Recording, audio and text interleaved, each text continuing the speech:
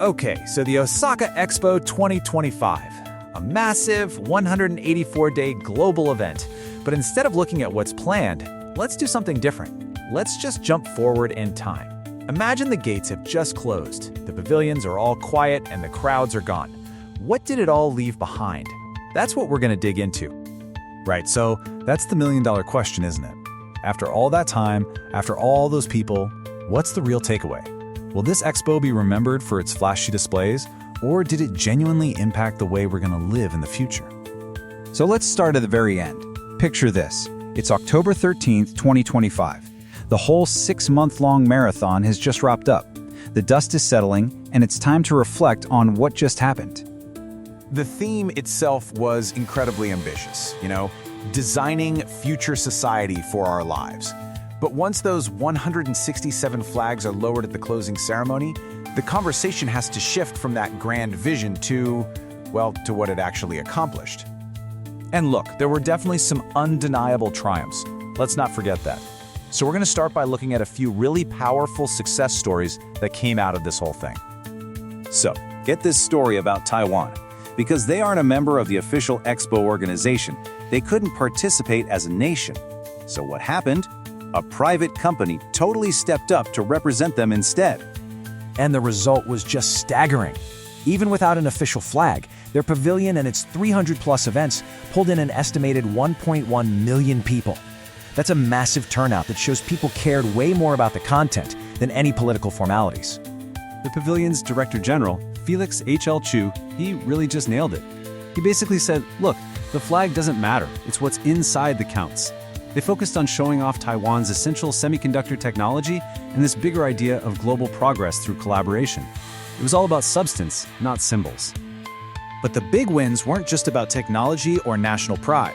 Honestly, one of the most celebrated parts of the Expo was its real, genuine focus on creating a platform for inclusivity and human connection. And I'm not just talking about adding a few accessibility ramps. This was next-level stuff. On Japan's Rare Disease Day, you had people with all kinds of conditions right up there on stage, singing and dancing. At the Australia Pavilion, kids with cochlear implants were giving speeches, showing how technology helped them master a new language. The key thing here is that people with disabilities weren't just passive observers. They were active participants, they were presenters. And this focus had a real, tangible impact. This one woman, Naoko Tajiri, visited 3 times with her son, who has a severe congenital disorder. She explained how things like priority lanes allowed her son, who can't speak, to actually experience the joy of the exhibits. He was smiling, reacting. Those are precious moments for a family that faces huge barriers every single day. Okay, but for all those successes, for all that amazing human connection, the Expo did face some very noticeable shortcomings, especially when you look at the numbers. Yeah, the numbers for international visitors really tell a story. The organizers were shooting for over 12% of attendees to be from overseas. The actual number? Just 6.1%. That's less than half of what they were expecting. And what makes that number even crazier is that it wasn't because people weren't coming to Japan. Tourism to the country was absolutely booming, hitting new records. So the international visitors were in Japan. They just weren't going to the Expo. Why not? Well, this quote from a family visiting from the Czech Republic gives us a pretty big clue. They planned their entire trip around the Expo, bought 2-day tickets, and couldn't get into a single pavilion they wanted to see. The online reservation system was apparently a mess, and the crowds were overwhelming. It just sounds like a really frustrating experience for a lot of people. So when you put it all together, you weigh these amazing triumphs against some pretty major shortcomings. You're left with a really complicated picture, and a legacy that is very much in question. To be perfectly clear, the atmosphere of the Expo was widely praised.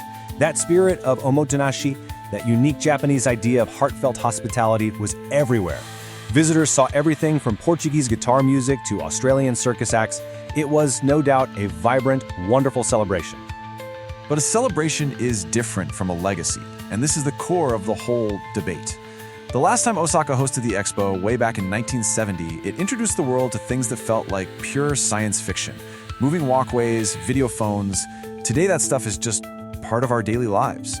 When we look at the 2025 Expo, that legacy column is still just a big question mark. So we're left to wonder, Will this Expo's legacy be some technological breakthrough that we just can't see yet, or will its true impact be something more human? Maybe the lasting legacy won't be a new gadget, but a new standard for inclusivity at global events. A powerful reminder that what truly connects us isn't a flag, but a shared experience. The real question is, which one will we remember?